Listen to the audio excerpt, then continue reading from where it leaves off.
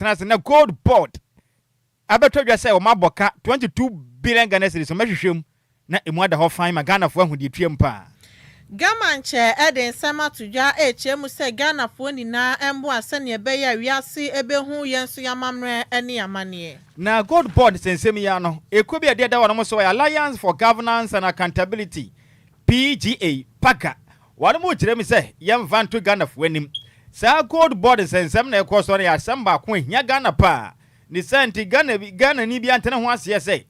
gold board mpenifon to me nkan kire Ghana for so makwa akwayi adwuma no ne ye adwuma na mo ye ne cost of doing business intino 1.7 billion US dollars ahwere yenti yentenase yentiase wo mayi mu Minister for Youth Development and Empowerment akasa HM say mebunu no nititro mo wa ye senior high school no emomodin ahwe so mo nkonkofa suban boni bia no ebe ha omodachi na Chief Executive Officer Edema National Youth Authority me wa fase Osman Ayorega kase kire mi say yemfa nto Ghana fo meburu titiro na mo a mo wo schools no a mo ko school no mo hwe ni ye pa ekwan mo fa so modeja mo ba modia ne mo ho ededa wie na mo ahya mo mfofo nsa ka no ehu mo da akyen aka ni mbabre pa Hajia Safia Mohammed akofile nomination awojina sa MPP National Women's Organizer ne mpenifu aka say kire mi say vigilantism kuo no ehu se de mo de do for 10 nti Ghana mpenifu yi munsode ne de abobaba no enya kra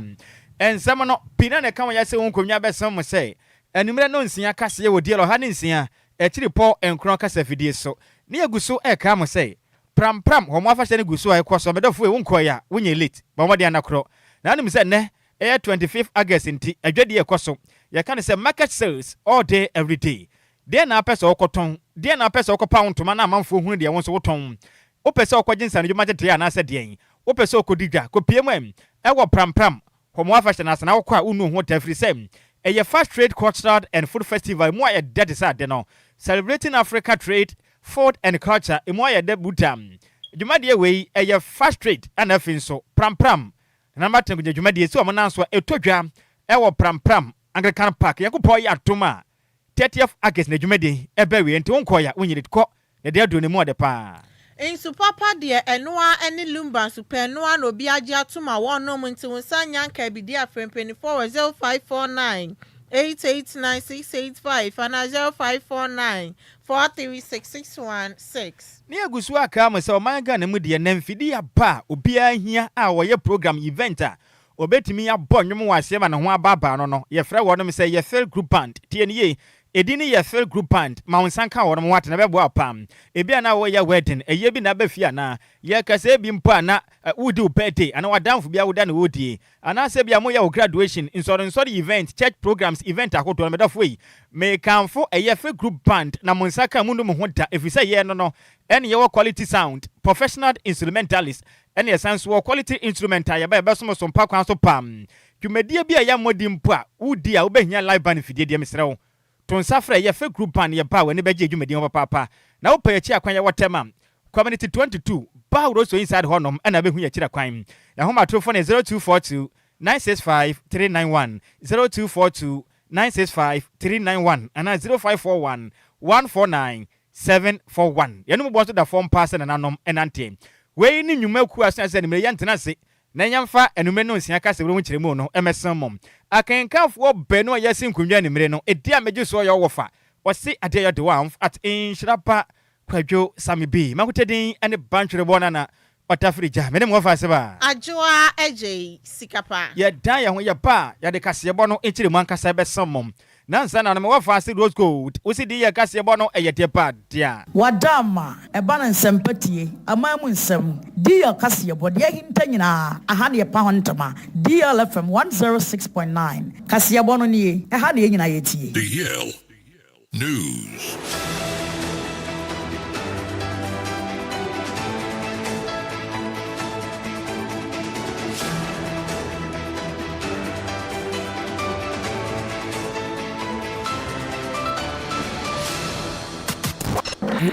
It's official. DLFM 106.9.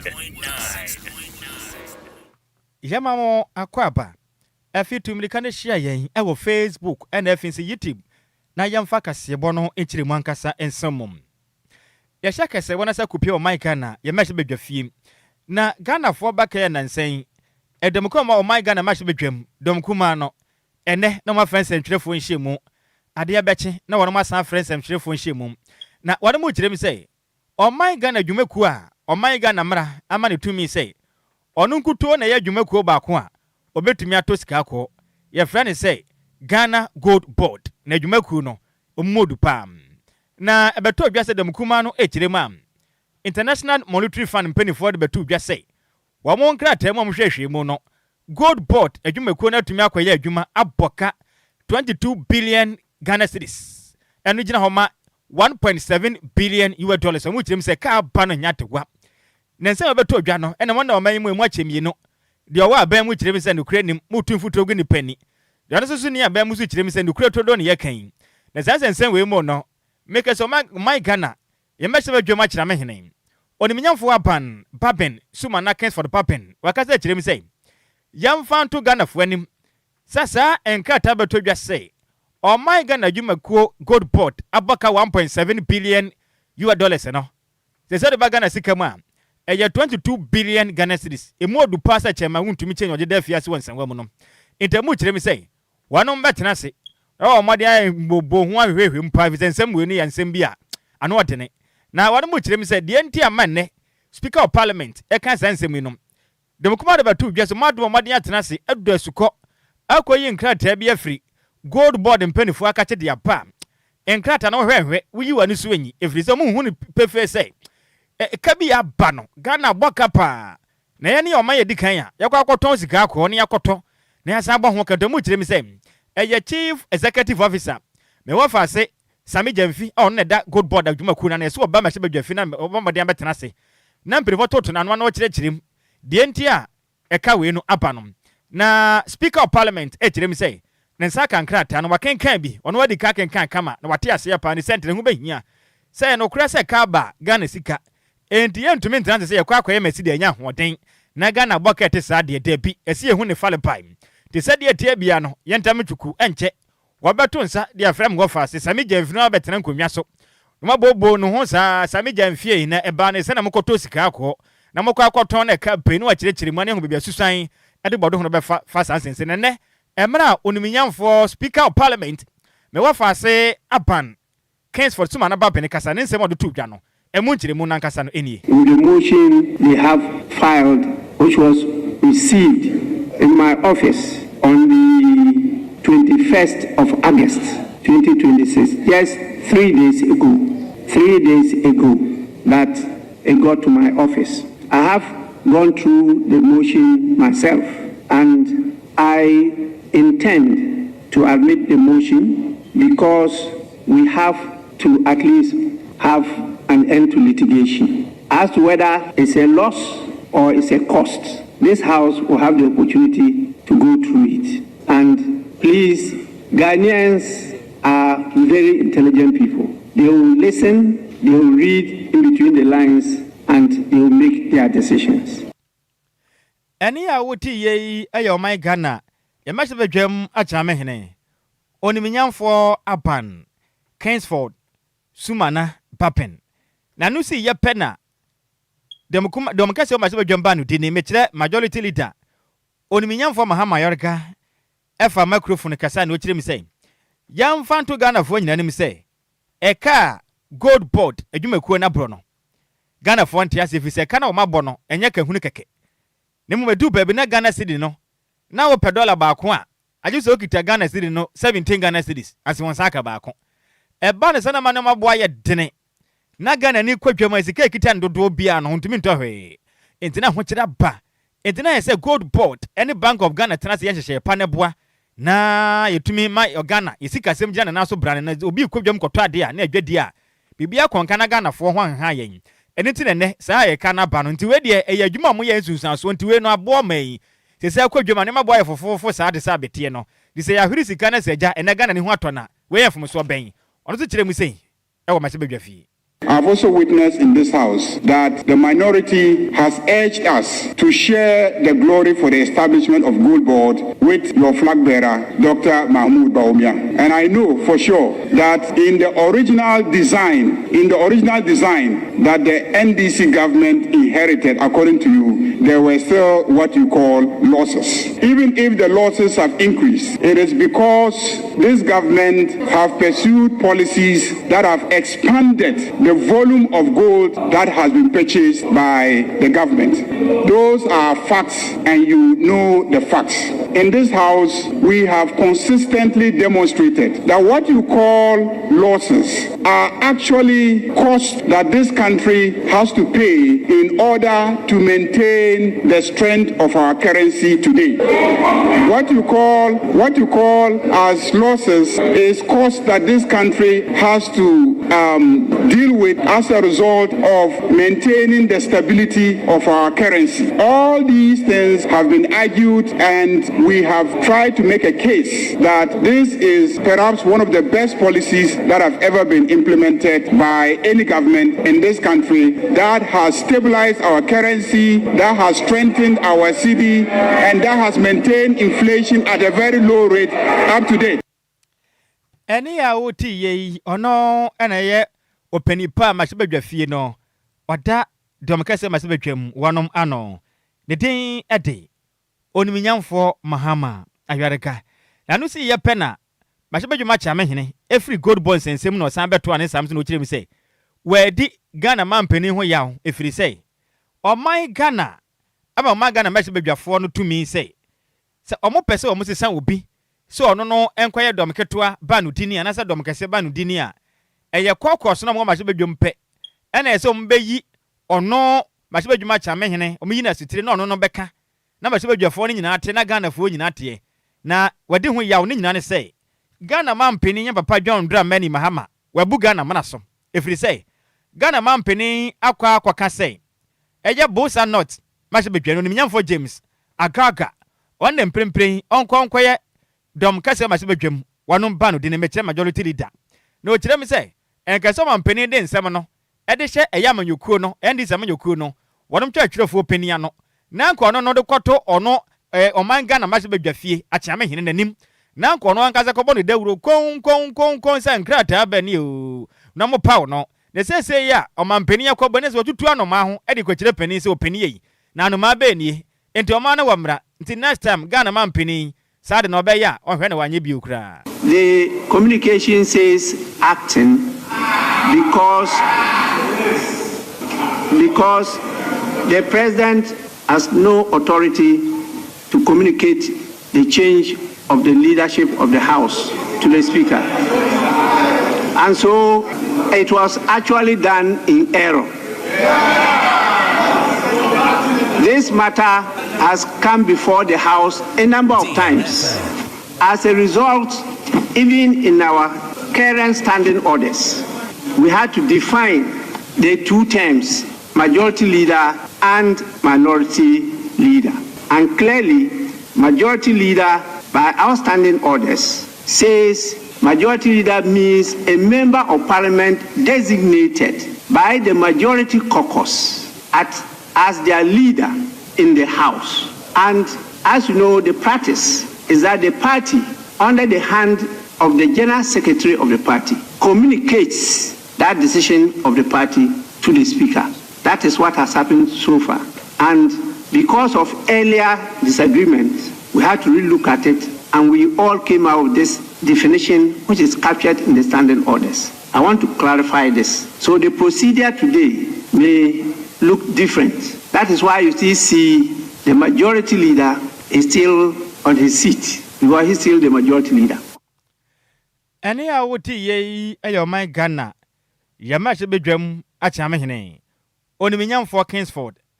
Sumana Aban Baben Yentwa kasiabone so na gaman check-in teki teko churu a otosu mienu eden sema tuja chemu se eye bibiman mu ye momodin ahwe se eye Ghana titiru no yamamre ene yamane eba yafade nina yebetimi aye niye na wiase nina so behu ne fa eye na odin semi edi tuja wa bra na mo launch Sacred Crown eye awards eno ye hyehyɛ ya God Traditional Council sans na office ede magamanche ene gamanche foundation edi aba eno no omo launch na ende bnado sanabo som ni de toso aduonu num ewon fimpi mienu ene aduonu nsia yimu ana gamanche chirema ya dia abasubodie omo de bema nipekuo bi omo ebo omo homoden so omo nso ebehwe se ba ya mamre ne amane a metimi aboa ama eno nso so no etimi akwa animi ye papa pesan se oman Ghana ewo se yeso ya mamre ne amane ne ye no wokwan pasto se ne be ya omo so omo fra man foforo so no eba omahu se Ghana ya mamre no efe ye papa pa na osan so ekasa na ochemu se Sacred Crown Awards na ya de omo de akosha hini mebosomi ne de toso aduasa baako ewon fimpi mienu ni aduonu nsia ime no bekoso ewo La Palm Royal Beach Hotel won kan pupni mantem ha. The Sacred Crown Awards was built to recognize people and institutions whose work promote and protect our African identity, strengthening of communities, improving our wellness, and it was also created by establishing social values within our social systems as Africans. It encapsulates three main pillars, which is our African identity or our African heritage. The second one is our spirituality as Africans. The third one is wellness and our well-being as humans. So why create a product like that? We have realized that there are a number of award systems or award features in Ghana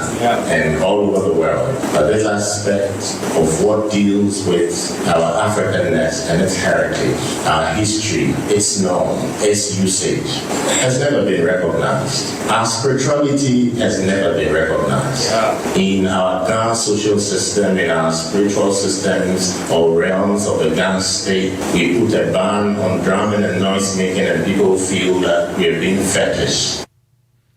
Eni ya uti ye eye gamanche kin teki teko churu a otosumienu. Yantoa kasiabone so na yenyine mu ewo good board nsem na nsem ni bi wo hopa. Na make I say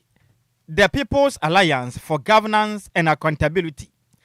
Yefra omo say paga. Na wanu mu kirem say wanu mbesra ban. Sa enmani mu yada. Enkrata ba bonten efa 1.7 billion US dollars. And what the bag Ghana Sikama, a buyer 22 billion Ghana cedis no.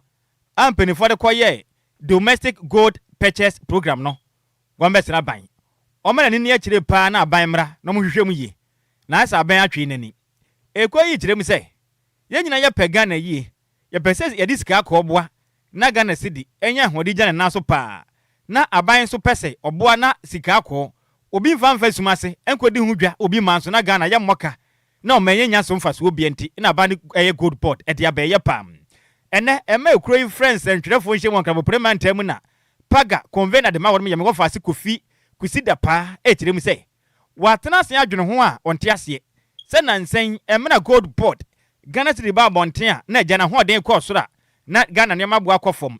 Ghana man peni me obeko bia no wo gold bomb penifu abaso ene Ghana city gold board Bank of Ghana ma ya de pa menne o maye ho atoyen Chishe pa Ghana man penini gold board sami jemfi. Ene me wafase esiama pandit. One ya Bank of Ghana governor. Na ma ya dwumade me Ghana si de nya hoden kama. Na wo kirem se ne se ka ba 1.7 billion Ghana cedis. Na ya ka ho asema. Na mo a moje fans no na sa asema ba ho a o man peni onka ho mo ho wa. Entemu kyem so ba so man peni pansem we na ba no. Ma Ghana man peni moye mfi tenduku.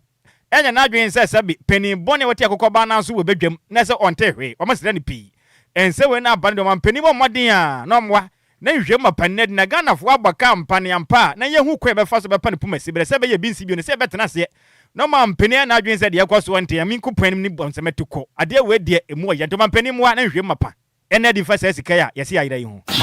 cannot claim the program's benefits while shifting its losses elsewhere. If Gold Board takes credit for building reserves, strengthening the cedi, and reducing gold smuggling, it must also account for the full cost of the transactions. Ghanaians deserve to know who were the off-takers of the gold. We need full disclosure. If Ghana knows all those who buy our oil and cocoa, then we need to know who is buying and where they are from in the interest of transparency. What discounts were granted to the off-takers? This is important because the discount granted means we were actually selling the gold at a loss. So what occasioned the decision to sell the gold at a loss? What is the discount formula that the Bank of Ghana used? Why did it arrive at a formula to discount the gold, even though Gold Board, the aggregator, is both a monopoly and a monopsony, meaning no other entity can sell gold to the off-takers, and similarly, no other entity can sell gold to the Bank of Ghana. Simply put, why discount a product that nobody can buy or sell except your partner? What fees were paid to Gold Board, aggregators, off-takers, and other intermediaries? And what pricing formula was used to determine the spread between the cost of the gold on the market and the cost of the gold to Bank of Ghana? How much of the loss arose from foreign exchange differentials? Who approved the pricing, trading, and foreign exchange arrangements? What measures have been introduced to prevent another loss? Next time, it may not be $1.7 billion, but a whole lot more. Nekrakram enam wafase kwisi depa kofi etirem say obisa sembiu oma yatimi ene ade hwe mo ya omankasa nkrankra adwuma sakobasa ye disika kwawura baabi ekwakoye adwuma ye nyamfa so ya boye nsem ne pa ye oni age fans na sa adwuma kuro na ne za na monto ayetu ye ne se kaba ende agetum sente adwuma gura ene omam ya nkrankra adwuma ye fo ne betena se say ya adwuma masika 1.7 billion US dollars ayira ekaba o de baga na sika ma 22 billion Ghana cedis se sika na hyekwa amendu ugitumi se adwuma wura betena se ayenhwe han sa ma se sika na enyantabanya to ayanka ho asema na o kire me se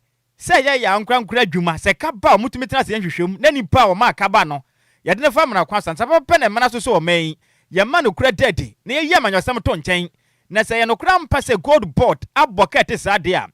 Ghana man pani mrem ne ma hwehwem ma panadi se be ya beboa na yatumi apamopomasibre se be ya de asie bi nsibi ante sa de a na ya adwen se ya Ghana sikante na ka ba na ya adwuma ne ya boka nya hwe a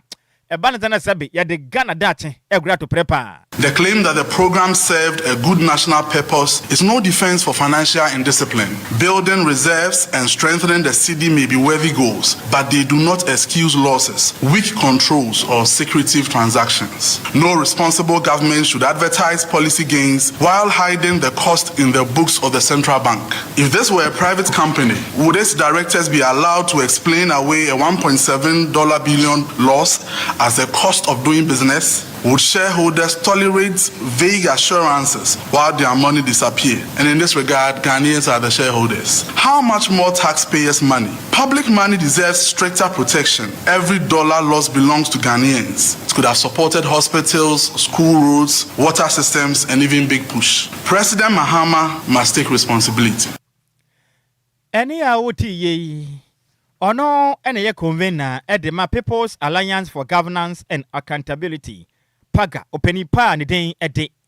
Mr. Kofi Kusi dapa ena mote nenkan Yantoa Kasiabone so na Minister for Youth Development and Empowerment George Opari Ado Eden Sam Ediatu imebunu anim ni titiri ni omo senior high school se omo momodin ahe so omo befa subanye no ebetimi aboa omodachi na Eden Sam yi editu dwa wa abra na okasa ewo National Youth Parliament ndebnada Osana abosum ne de toso aduonu numu ofempemienu ni aduonu nsia yimu ana ochemu sesese nu subanya mabunu no afa ewo manyimu na ha adwinye papa eba entokwa basabasa eye mabunu ya na eye nu bone nom ene bone kese ekoso ewo manyimu ni na efri mabunu no enti se oye babunu ni ade wakọ secondary school se kọ na kosua ade na wo bekọ na wo se odi adesua ne de nya ade abesua na emom basabasa yo ni nu bone ana abefa to ho so dia ene ebomodin ase wo beje san se wo bo mo kokosa suban ne de so ye mabunu na wo fa ede to ho so a enya ade adaache no wo so no benya baby pa ede asi inti bomodin ase wani ebetimi akọ wadisua so se eye adwuma bi so na wo ya ne wa ma wani ede akọ adwuma ne ho enkoye basabasa enkono minduboni bia na ha wo daache no chema mabunu ne so no ebetimi afa National Youth Parliament ne so se na ebe yo so ebesua ne ma ho de ebetimi aboa wom no mo so ahese daache bi no man nimpuntuo no ebetimi akoso. The journey to leadership can easily be derailed by drug abuse, violence, crime, irresponsible behavior, and other social vices. And in the last few months and years, we have seen a growing trend in young people acting more irresponsible. Our secondary schools have become a place where young people engage in all sorts of activities, one fight after the other. We expect our schools to become a place where we can engage in ideas. We can have battles of ideas, not battles of fists. That is not what we are training you to be. I therefore urge you to work harder, take up the challenge of becoming responsible leaders, and make sure that behaviors that will derail you and take you away from what you intend to achieve, you don't fall victim to it. I urge you that when you get opportunities like this, use it to network. Enia uti a Minister for Youth Development and Empowerment, George Opari Adu. Yantoa Kasiabano Swe na yenyina mum Chief Executive Officer at the National Youth Authority NYA me wafa se Osman Ayarga na wakase chirem say yamfanto Ghana mebunu anim pam se obi nim obrempon ahyase mususu a etu obom kokko 1 kokko 2 kokko 3 o chirema ade baako a aba wo man mu nansen ene say ubehu abaye kama pa se trobom tomrosi ankasa no ho ofe we na abaye pa bibia dani kama no wa hia blante ye kama oni gye ne ho se ne mpra no mo nware mpo mpra keke na oni na kwadem na oni na kwa akwada oni ne da wi a na mra na ne kwaso no mafa phone eja we nya iPhone ni bi video ni ye fe na omo de asi no mo atwa omo ho omo aye video ne kama mo wi a na omo ache obi ade ne de ekọ omo kwa akọhweva say referee no game ni ko sen no makwa akọhwe me wafa se Osman kirem say sa na mo na Ghana mebunu titiru ne asukufo mafra na sua no ehu o na modaache no suma mo ne unsusazuba ne pa e de ma modaache na ode say to dwa kirem say obesra Ghana mebunu titiru mo a mo ya asukufo mafra yi ehu pa se ne obetuma ya kukuduro na wono wadamfo na odofo akompamum na watumi aso ofon camera de asi wo na empaso agudi e bekoso nyina se hum se homa kwanto yi na watwa ne kama kekra ebi yemfoni ebi susu de video papa bi omo wia na masan de tene kama na omo ama HD quality video na ni da hopa na omo cha mo ho na obi ade ne de ekofie o mu na akwahwere kakra ekoyi o esi we ya nkwayi yensa akwahwere bi ene ye next time ye ne foforo o kire ma se ya na mofra yi ya hu de magana da chi pante be ya mu hwe ne yem o kire ma se mo babra kwai ene nipa akohia no JHS ebi abekọ university ubehunu ta sabe sa nipa akohia ne krampo de Scooby Doo bi kura emfa kura enti wo kura no ne biu enti we kire sa abrabọ no so hu ya nim de obenya enti obesere mpapapa sa na muntu na ho pepere ho amo ye school ho de se ne ebe emo amodache enti osere mo pam na de said to dwama ne central for di nkomo e National Youth Parliament dwumadi a to dwa ne na mo fa se Osman e kire mi se obesere mo fra yi papapa ane ma mutu ne nne no e won sunsuans bone de ba mo daache wo mene bi edimo ne bedu ba adwen se obepetumi wo manyim ya prepare sa ba be yo mampeni obe ya mahye badwani wo hɔ apɛ wo contest na otamfo bi edu video ba bonten Nhyiraba Kwadwo Sammy B DLFM wo so bedi mampeni sa obekai e mene bi atwam azigi ene ya yi aba na pop up nti eba ne sa mampeni ne misi de na mekwa akudi eba ne sa pɛ maso aye hye mu kirem se yemfa ntoma nim ne mani ase ne nkoma nim ye pam sa azigi na o maka na munya no o mo de mo tem kokko ene yesere mo da se obi de bedu ho a munya se yehye wonto se afi na ba otirem se afi na akwatwe mpra ente wo boyfriend na aka kire se wo ye kama obehwa bibi opewa de be mounti bobodia na sabi ba wa ha mu na fa fun si honom local de bibia na fa sen na kama no osere jai kura na nyame anya wadom na se kina se nipa na asem ba mu ntem no be ya otamfo a obedu da konokra woda ache ana be hunu me wafa se Osman Ayarga ne nkomani nie more so engage in different types of pornography obete say we are sending away video and I say we are sending away picture I say child will say na send them me child will say na send them me unim ebi achina obeye president I say achina obeye speaker of parliament na sebe nema ehun hia say ebegu on na yina egu abonte nti ebe share youth of the country say omo say we am pina na say we am boyfriend no ene na odona so na wo send so china odona say wonni baby phone be kwa kodru and I say we phone betima say na eja by mistake akokogu abonte nti aside from that so say advice almost say chase send chase omo ye video call mo recording omo njai na embwan na eni ya wuti ye ono ana wo chief executive officer at the National Youth Authority ni din ate Mr. Osman Ayarga Yantua Kasiabone so na Hajia Safia Mohammed ono original se a National Women's Organizer Ediama MPP Amanyoko no se wako file nomination ya national officers election ebeko so won fimpi mienu ne aduonu nsia mu de ade a wogina mu yie papa no ne nipeko ekasa wo party ne headquarters wa Salam down won ni mantem hanom ana Hajia Safia Mohammed ede tudwa no oche mu se ade a so moto abano ema na eba ema ni sujumedie mo de ahoɔden so ebehemu na yɛmrahye bedwa akonya na MPP for eluzi no obebua amomunsa etimi aka akonya ni nyina we na okasa na ochemu sa wo hwɛ ma omo no omo wo amanyoko mu na ema nkasa ne yedoso ese mema ewo manyimu nti na yade ema so betimi aboa amampuntu nso so etimi aboman Ghana mu na ekobasa MPP amanyoko ne so no nkunimdie etimi ayomodia nti wo sra members ni na so bia enfa peseminkum nya bia ento nche na emomom fine kabom enye adwuma sane ebeya mfempe mienu ne aduonu wotwe abato no MPP amanyoko no ebetimi edi nkunim senei wodu menye nyina gwache Nhyiraba abebe jina ha na mota mechi na makoko fale mi nomination mejina na mi share the late Mami Teresa Tego ne Papua mejina na mi shama Rita Sobaire ne Papua mejina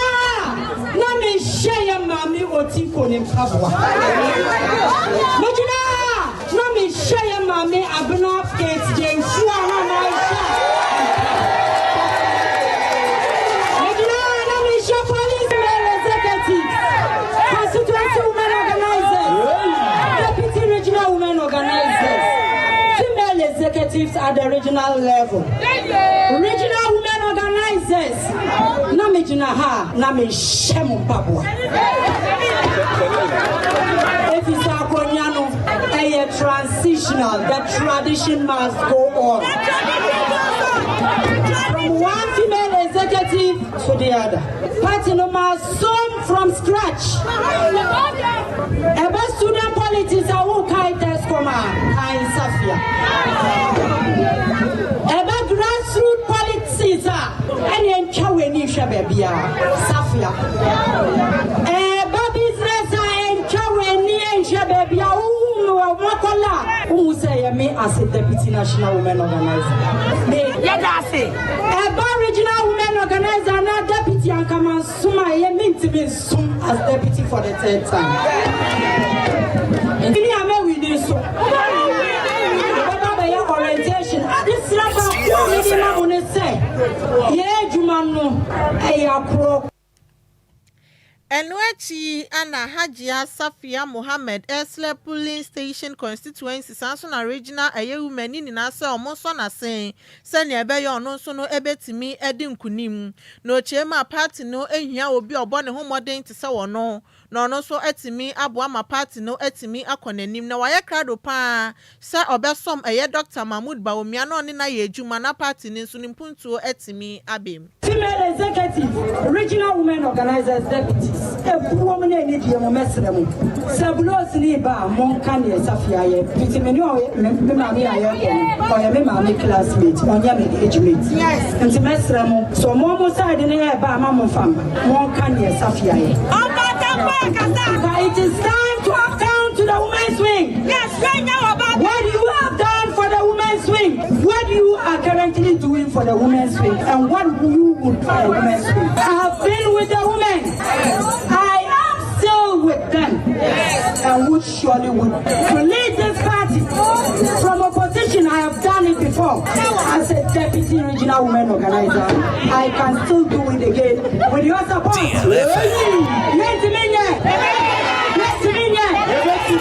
The bosses organizers, party headquarters, Enia wuti ye Hajia Safia Mohammed asese wa filing nominations awo jina se MPP National Women's Organizer. Yantoa kasebo no so na yenyina muam. Ewo openipo no wa ben pa ewo man Ghana. Efa na hoba mo nsem a onye nipa kuma kura. One de ye adwuma na chepa.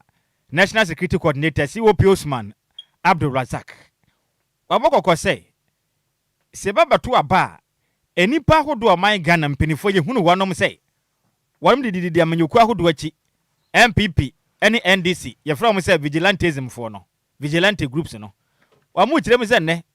wama rebrand wanom ho wama sese omudi say sabe say ya ye nyina nim say tilapia de enka wedie enka yenam bianka ode ba local language na enka nya tilapia nanso no obenya tilapia yi ama wa ya kono buta mu kirem say no mudwuma de mo kona be fonten anso social media nya se mukuma India cross to pam to man penny for international pa no munye hwehwem fanfa hom opani kirem say aka ne na adihye wo munye omdwuma die sa omo ba to mu say we de wo ba political vigilantism pa no wo pay walezi ya miem o na tade atum say homba mu nipa pa no wo pay ene MPP ni NDC oba no kita na brantan wa hunu say yes na ni abere say krodom nanzo kirem say na omo nkwa ne say bi ukura etimpeni for international pa no munye nkonkan na National Security Coordinator kirem say obokoko said National Policy Dialogue Jumedia. What I'm doing no ho kwan me fa so am. O man Ghana akwa tintimra e wo mfem pimienu ni dunkron 2019 e wo ye o man Ghana e ye Offences Act at e ye 999 organized by Election Watch Ghana. Ana me wo fa se Kofi Annan International Peacekeeping Training Center na to dwa wone. Ana wo kire me se obesere pam. Na ekoto aba nipa omutidi amanyo company fo agye so mo koba amanyo ko ho pan no. Edoto no mana yemra emfempem mienu ne donkron evinhia nson temni ede na Ghana mpanifo de ne ayafa ho na mo be no man mpanifo atu afa bepem ne da bia da yekoto aba na nipa ye papa nipa sum na za so tura nam sum ase a enya kura intibas na o man Ghana mpanifo o man Ghana ho ba monsem ne ya sha se de gura to penipeni sabe uyu kosia na nkokwa ma na utu o mase nto obesere pan ma ne mu yada empenifo mhwa ho ba monsem so ni da ho pasa sabe abo akrodom o mani na wasa abo owo no mu ya ni free prevision ne o mani ma fa 10,000 na didwuma no o mo se networking no ente sade ade ache Ghana ho ba monsem ye kwani ma bato ahodom no wan hwe a fechere net atiku obi fiam no ne abehim no me on be free yawura no be di yawu a ye dwen ho ayente ho aseda. I do admit prosecutions under the act has been limited and at times legal processes has been slow, but we say sometimes justice grinds slowly. But let us know that the law exists and it shall be enforced fairly without fear nor favor. If anybody is in doubt of our resolve to keep Ghana peaceful, please kindly check our record for the past 2 years. Sometimes, when enforcement appears weak, selective, overly delayed, deterrence suffers. Nevertheless, the law must be constantly and fairly enforced. My third thematic area, strategic consideration. Depoliticization and enforcement. The credibility of the Act 999 can be challenged by what it prohibits and how it is enforced. Enforcement should never be perceived as favoring one group over the other. Operational decisions for vigilantes issues should be guided by intelligence assessments, evidence, and professional judgment. To achieve this, enforcement protocols should be standardized. Investigations should be evidence-based. Accountability mechanisms should be transparent, and relevant security personnel responsible for field operations and investigations should be professionally insulated from informal political interferences. I do admit prosecutions under the act has been limited and at times legal processes has been slow. Ne kura mo NSCOP Osman Abdul kirem say sana muntu na ekwaso a omanyim ye ba beto aba ne yenya MPP bono mahomba mmokuo soronko a eno ne nhye wo man Ghana manase na NDC wo mo so ye mahomba mmokuo masoronko a mo nhye aban ase no ehu na ba ne sana Ghana kabi na mka bebe mo no eguna ni mase na etwe san pa enti o mesre o man na ye mra enti adenti na ebetena ase ne ya ma manyokuo kwan mo ne di ni ku a wope etietie ni pa fa hode so wo mra o men wa homba mmokuo a o mo hye mra ase enti o mesre pa ni manim yada o man panifo a mra hye o mo nsem mo mani na ho sa abo awo na mo nyere mo ho pa ma mo nya hwehwe ne mu biew o man ne wo mra enipa biada a wonim na obeya ne ho MPP ni na okwakoto abase okwafa vigilantism ko di aba na badwi sese tu na okutan ponti ma akwa sabi kudin kwa asem no mo nche ne hwe no na o manam la mfa to no level NDC ba the same thing e ba se be bo na ntesa na eja wo mo sa na sabi futufra sa de a ebedu baabi kabenam ka bi no be hwan se atotefo abeje o manya fa na fina Ghana men edwa agwe nyina ya pampam. The earliest reports of political vigilantism in modern Ghana traces back to the 1950s during the pre-independence era. Then, over successive election cycles, informal party task forces evolved into organized groups, some with uniforms, command structures, and weapons. What began as a wonderful act of youth mobilization for party visibility gradually degenerated into election-related violence that directly challenged state security by intimidating opponents and disrupting election processes. Election violence is not a routine law and order inconvenience, ladies and gentlemen. It undermines confidence in the democratic transfer of power, erodes trust in state institutions, weakens investor confidence, and threatens the social cohesion on which our republic is anchored. Per the 1992 Constitution, the authority to organize and deploy any state security or force is solely vested in the state. Therefore, any group that purports to assume power outside this constitutional framework, be it by guiding Any awuti ye ono ana waje National Security Coordinator COP Osman Abdul Razak ena motene nkan yenyina weso na yake kama dwenchire ni bimfansomo ewa kasebo no eso na yako Facebook no so a me wo fa ase na nadwempa hene odi asempa otoso mienu dia ba no se fantastic news presentation live me da se pasa me wo fa ase ni mre wutie na Bismark owusu dia ba no se we ya Bismark ofusu rada Bismark ofusu o se na din na Kwadwo ofusu hene owusu na ohwe live edi free eye okwawu obomen eye odwanoma beposo eho no ohwe ye free eye okwawu obomen odwanoma beposo eho no ohwe ye free senior ya minchira opisa ni waka ye ho obepo no so ya minchira opa na Kofi Parliament dia bana say politics is a very interesting game pa today this tomorrow that enchaka si yankoma Kwadwo ni adwa wate na o tie life edi free akuna bobi kuma pa Kofi Parliament ni na me wafa si dollar ya Adjoa Agyei dia bana wa say o ma Adjoa Sammy bi ni Adjoa Agyei Sikapa share life edi free Christian Village Achemwater dia news oja gwom solofu ni solofufui kaka dia ma ana odi aba se o si mokobe etia dia ena odi abai adjonko na wafake wasi wo share live edi free Kwame Nkrumah circle new plan station wasi Sammy jamfi Ghana fo ani ya bie ya ni nya 90 degrees Celsius enti esrew de do ne de nya nchechiremu asem ye sika ena ho aka fi sika bra yen ne tuo nkotwe de twero etuo nkotwe de twere fi ye sika na ho aka ndi nya sika nya nchechiremu asem we wafake odi free Kwame Nkrumah circle new plan station animre otepa na maka sem wo fa se Bismark mambize watena se agudie mo nsem ne yaduru suyi na wonnim se kotoko supporters na dwa bruta sa dia players na ye no se dia tie bia Friday one has e be hye wo mo bola yenya ya ni hwabi se coach ni anum coach ya ni hwa na am sata ya man bola ate coach ya sha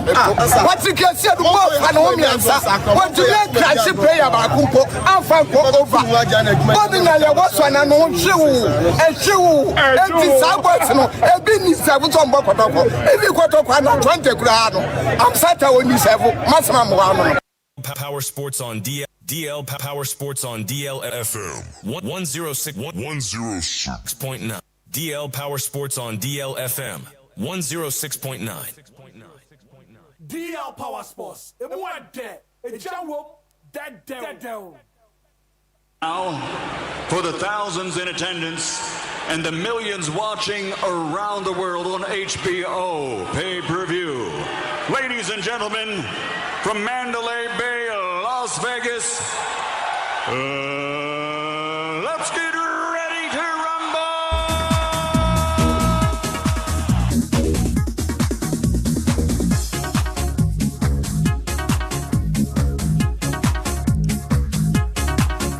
Me what for say Bismark man be that na say young kwane chairman akwaba na agudie mu nsensem na nimre he ofari nyina mesom ye e wo kasebo no so me what for say Bismark mpom ti say me ofa Nhyiraba Kwadwo Sammy bi nyame adome ho odin o ye de yankopon ase o metiapo metwen say Friday metumi akokuma se se me adome na bam am pese me ko hwe ase ne kotokoma o yes e beba so yes tutu egusu egu akwa yes say mutimu ne nyesa ne de me ovem says yeah, so when say the whole Ghana, and for that matter, Africa, the number one goalkeeper, Benjamin Asare. Africa, oh, now AFCON, you quite work up no. Keepers no domokoye no. We sir a for the Capo Verde for keeper. No when you be we are not Chanya. When you be Benjamin Asare, no. And I when you be idea, come back as an Afonzia. And so we on free wa Benjamin Asare na wo. Kotoko mu keeper bi ankobi. Mu players no kraba ko kura no work up on bi. Na say mu ni team.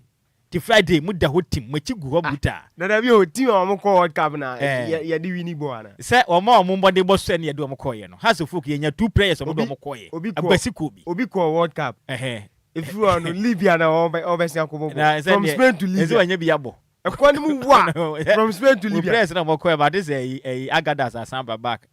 eze the modern monso ni continue o ko ye na obeka no modern monso ni na wasamba back no na say the kruma de team na mo hype press too much mo team ni nyo hitman de Friday ebedu Monday na usu kotoko team ni kotoko team we e bia mo timi show mo a mo hye kotoko e bia na everything glass na ka na pitch na mo ano na pitch na no na ekobo ekwesi so akan ye de ekobo bo no we mo de bia pitch na ekobo so bo e bia mo coach no pitch busy on okay man de we ya obere ko me nya na ye da ya Friday enu Monday adumre na su ahya sefia hitman ti obi su pay yenko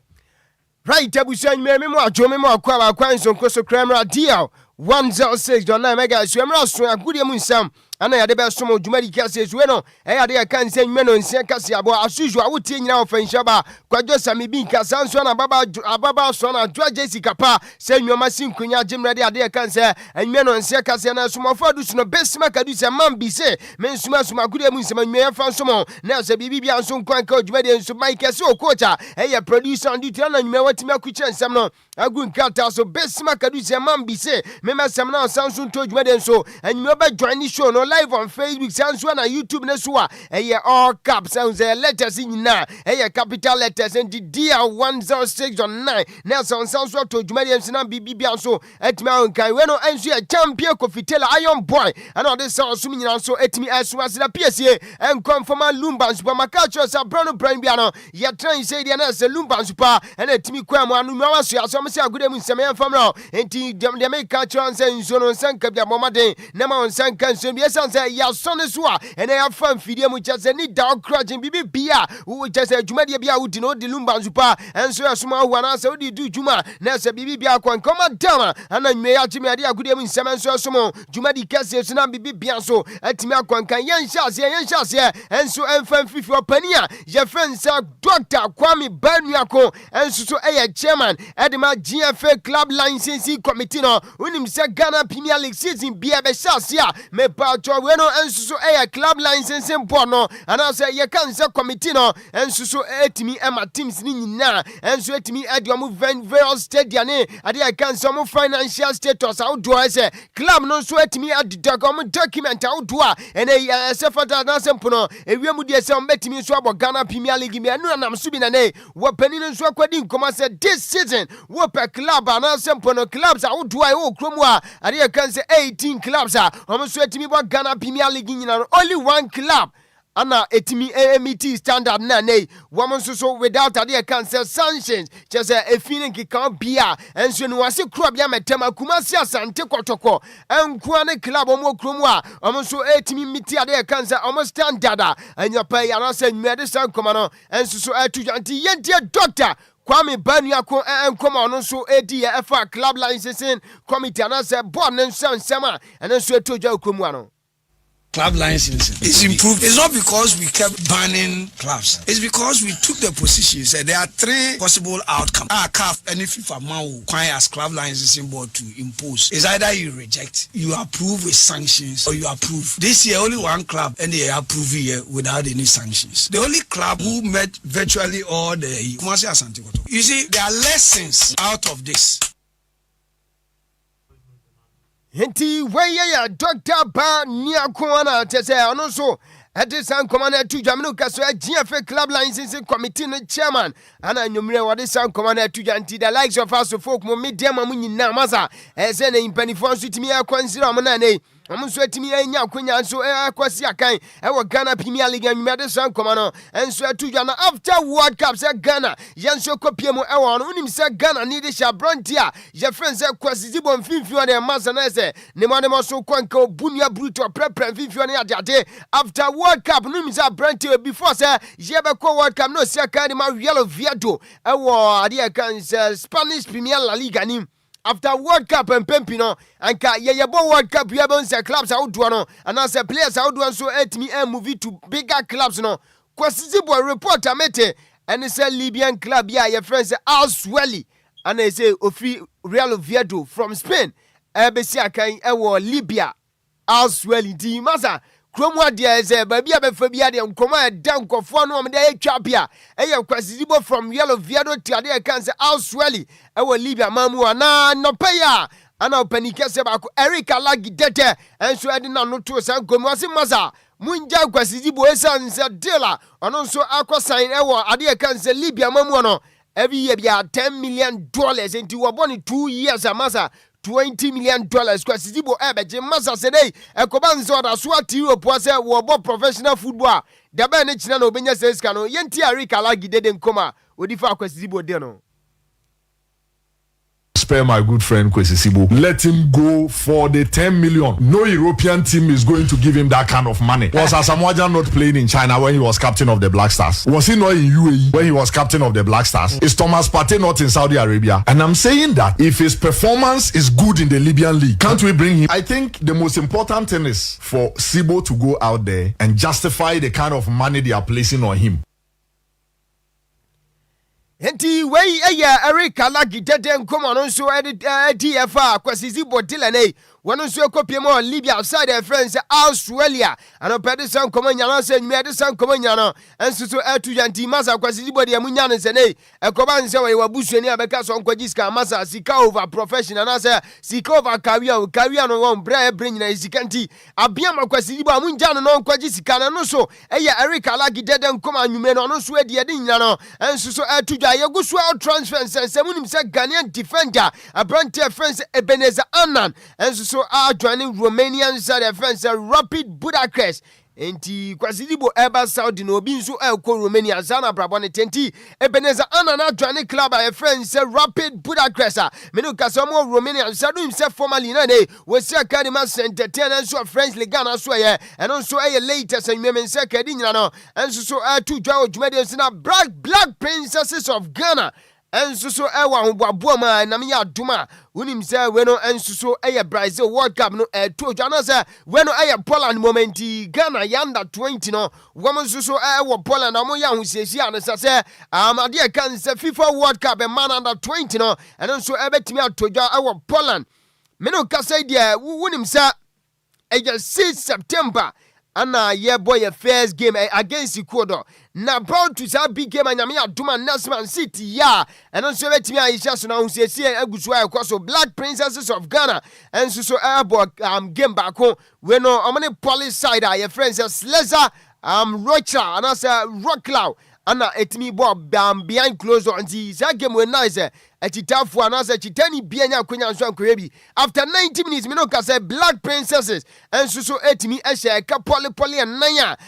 Sleza Rouchla no enso so entimi antinti masa Black Princesses in the oma you ready on say under 20 no ma ready a big game na anasa tournament enso to jo Poland World Cup no omonso aye ready unim say baba friend say Jacqueline ntoso enya first sanso na Priscilla Mensa Ruta Mponsa ana Dina Amwako wey enso ne mabɔ mo so timi ehye goals ne ma Black Princesses of Ghana and then san komo nyina so to Jan ye free Black Princesses aso ye yen kopiem enso ewo Ghana Black Metros e mema no under 23 unim se afko no enso so ebetimi atojo na reporter mete and he say you was stand by we no enso ye qualifies and enso etojo stand by na e wono say ye twen game a between Togo enso any Libya no two sides we do be win bia enso si my Conco Ghana na 23 team no Black Meteor na ya de sa big game no enso so atoja we no enso so qualify to ade kan say Egypt nyame aduma next year 2027 African Cup of Nations ebetoja and also a reporter no panyume mensa kadi nyina no enso so 21st leg na ntiamete and say ebetoja on the 9th of November 2026 Sekoban Togo announce Libya ana ewini a yebehia amubehia Ghana under 23 team the Black Meteors and also latest second leg and also return encounter no and so ebetojo on the 17th of November this year na yayi two legs nyina so etimi afi na bibia and so etimi akwanka no and so enkoma akafi obayedi nyina no etu dwumadi so na unim se nyame aduma next year AFCON pamoja 2027 itojwa we no Tanzania Uganda ana Kenya na unim se we no enso qualifies nyame aduma next month ya 24th Ghana Blasters and les enfants of Cote d'Ivoire our national team na yede ebe so we no enso so group C your first game yebebo ewo Cote d'Ivoire mamu and tiametin say Stade de la Paix du Bouquet inti ona sa big game no enso ebetodwa enwede san komo nyina no enso so etudwa na Black Princesses here one more qualify ko World Cup no ka say Black Queens ya man one senior team no and also senior female soccer team no Black Queens one do amone nam fichire ba bi ade kan say preliminary stage no ana omugusu a omonso konkoden nyame aduma 24 November up to 5 December anombe 3 games nyina nso so atimi afi first game no against Ecuador na fe second game against Uzbekistan na fe third game no Papua New Guinea enti ba bia nenam ne dia say Black Queens omoki come kakra bia betimi anya akwanya so atimi qualify akwanim and say next round of the competition also nkomo akra fi obanyume ade nyina enso so atimi ema na nsentemu a ana Brekum Chelsea player na your friends Frempon enso so omulo ni koma Aduana Football Club we kai se na nsentemu na abranti Aduana nso koyi sa big game no enso so ewo Samra Boy efru na omanam kwamu eba na kwamu kafo bi enso etimi to share Aduana Football Club ne so a ene ye totutu akoba ma branti friends Frempon enso so efa so ehre ne nkwa reporter meeting say na Ghana police enso so etimi achi two suspect yesusu say omonso so ekasa kwamukafo a omoji abranti friends Frempon kwa efi ne nsamti yambo Ghana police abaso ene yoma ya juma so amasa say yetimi abo ma abaso nti reporter mensa can say two suspect ene yesusu say omonso etimi ekasa jumadi anase sa enhihye na anase sa kwamukafo amotimi agi abranti ne nkwa fi nsam no Ghana police in setimi aka no so eyankuma akefu abanyume ya transedi nyina no enso so etimi adema na champions of champions so baso unim se Ghana Premier League last season doji mediama ana MTN FA Cup ne so doji no Nations FC na mso bi na champions of champions enso ebetimi abanyame aduma 30th August ya ana sa big game no nso so ebetimi atodwa entia meeting se betodwa ewo TNA Stadium takwa ana ebeyi sa big game no nso so etimi afronti nyame aduma 30th September ana se August ya ana sa big game no nso so yebetimi eyafru na be kai se enra ana mebetra se ewo anidaso mo bia dwumade nso na mebedi san komo we nso so etimi di ba se ayite power nso etimi ayushu ana se what the threatening words be akodiama Director General for National Sports Authority openia your friends Yampofo Ankra ni nyina say last year mu baby ana mpanifo nso de tabo eto boxing so na before some mpanifo ba de tabo eto boxing so no na opani a your friends Yite Powers me dia shada kam Michael Ayito Okan na no so ayab ni promotion I say wetua boxers do na se ne wo hwe ni musenka sa about na say sa promotion nso betimi atodwa emuwa ana mpanifo nso e de tabo eto boxing so say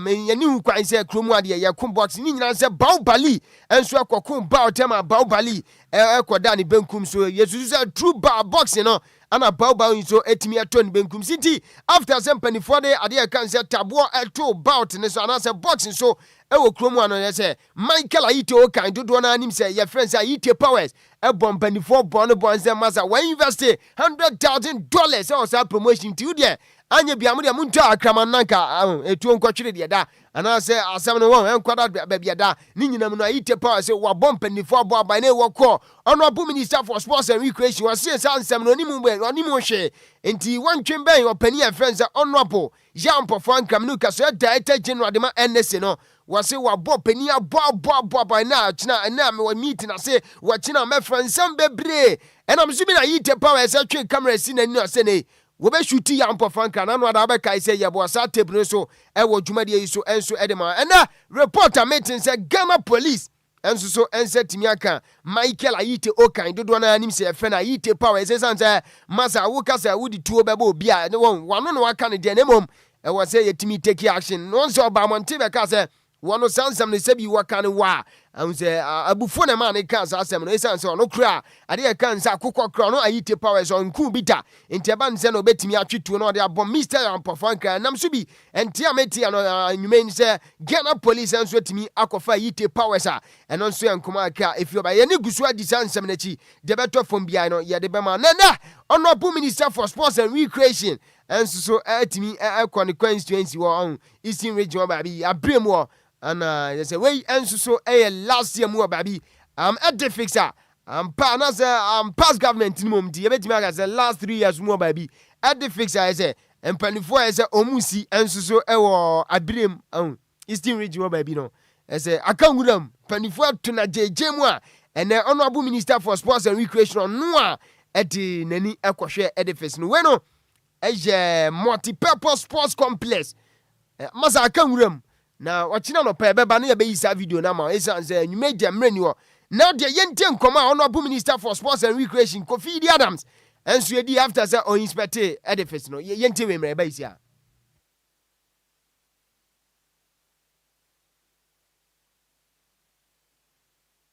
the chief executive and others me huni intia ewo in that state because say make us say proper handing over was not done because if proper handing over was not done then the exiting administration at the local level would have properly also handed over to the new administration for them to know the state and take full responsibility and take charge. Say that did not happen. And the project and sa edifice is just there and everybody have just access for them to come and do what they want to do. So will say correct so that the assembly can take full responsibility to see how to deal with the situation. Heti way honorable minister for sports and recreation honorable Kofi Adams na we no kasa wie na yabusan say wo be hwe edifice na say project no eso wani je se ne niam akọ no say yatu yaw yadi sika twitwiri di akwhye project mu na yatu na jeje ma na say yeyi no twitwene sa no eso wani de yentie honorable minister nchemu a odemai the Ministry of Sports and Recreation and share from time to time any men or say na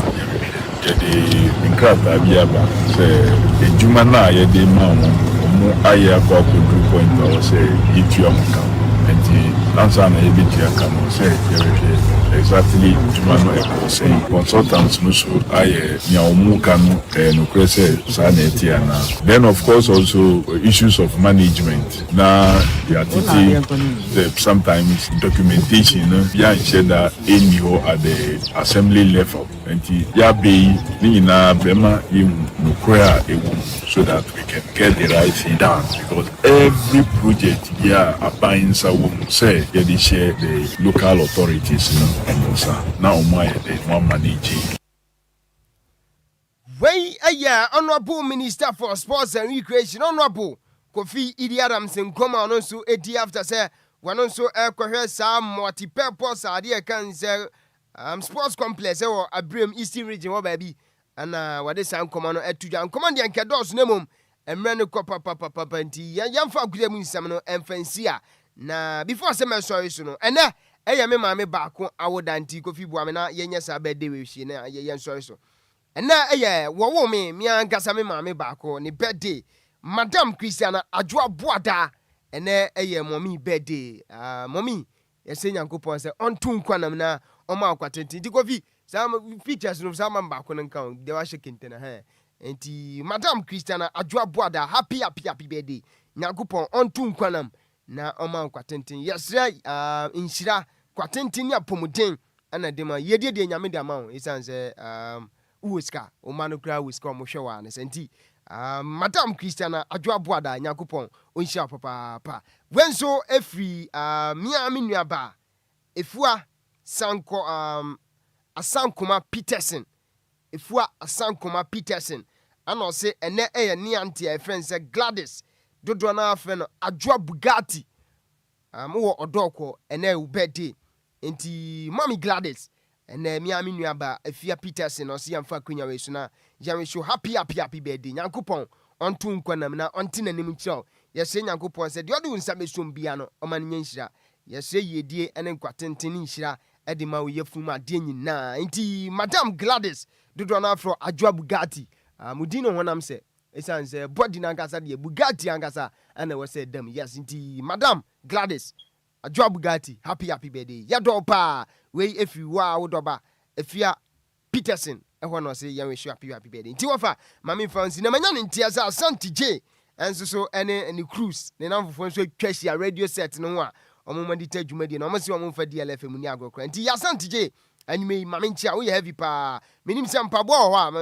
or Tom Pabonti, Muntobi Mano, and Tia Santi J, or squad Nina, and Mimian Chamanafi, watch Mamma and tea. Mammy fancy some James so see o tie dwumadi na Friday bedding and so ebe chefs na fe no me sarita o tema come to 2 and na Lajos collection Lajos me ntim nka uni roda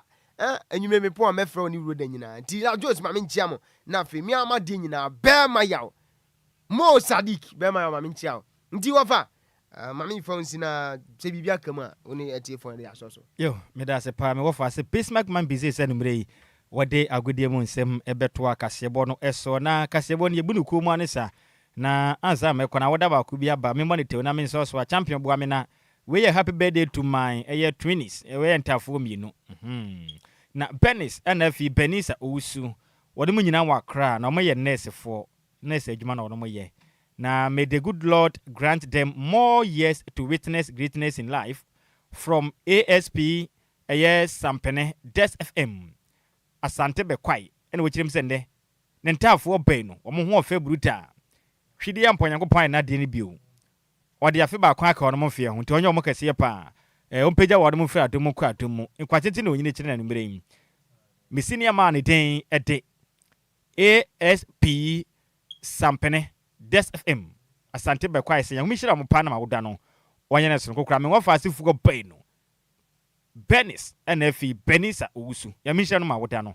onye na sonko kranka bo parliament mu na mowa mubo adwuma se nurse for ya misha mu pi na we so efri na nadwempa hene odi asempa the second o tell me say special happy 86th birthday to my auntie Oba Penyin Christiana Ajapoma the do afani say auntie Fio Dansoman keep fit EP church and go Mom, may God continue to bless you for your advice and praise. From Nana Adwempahine Odia Sempa the second, DLFM news reporter, and what they buy into our video. Mama, Yamia, you are dumb, Emene, or the Afima Qua Canfia Mane, and Vinciana Podde, Edia 9, away at your watching 86 years in the winya. Yamin Wate.